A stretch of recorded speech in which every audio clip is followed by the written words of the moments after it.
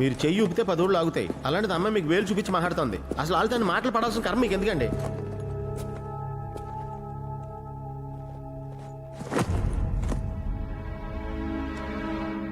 ఎందుకు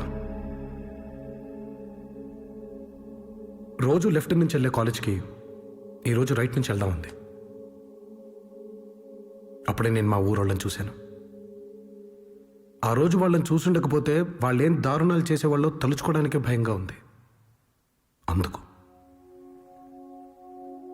వాళ్ళ తమ్ముడికి కథ చెప్పడం వల్లే బసిరెడ్డి బ్రతుకున్నాడని తెలిసింది. అందుకే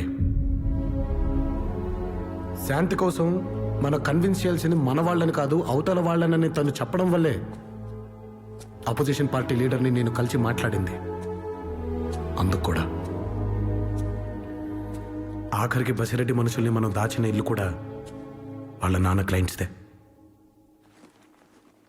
ఇంకా ఎందుకని అడుగుతావా? తన వల్ల మనకు మంచి జరిగింది. చెడేదైనా జరుగుంటే మన వల్లే నీలంబరి. నా వల్లే కదా తన కిడ్నాప్ అయింది. ఒక ఆడదాన్ని కష్టంలోంచి కాపాడితే మగాడికి హై వస్తుందంటారు. అదే ఆడదాన్ని కష్టంలోకి నెట్టి కాపాడితే అసహ్యం వేస్తుంది. నేను ఇక్కడ ఉంటే నీకు కూడా రిస్క్ నీలంబరి.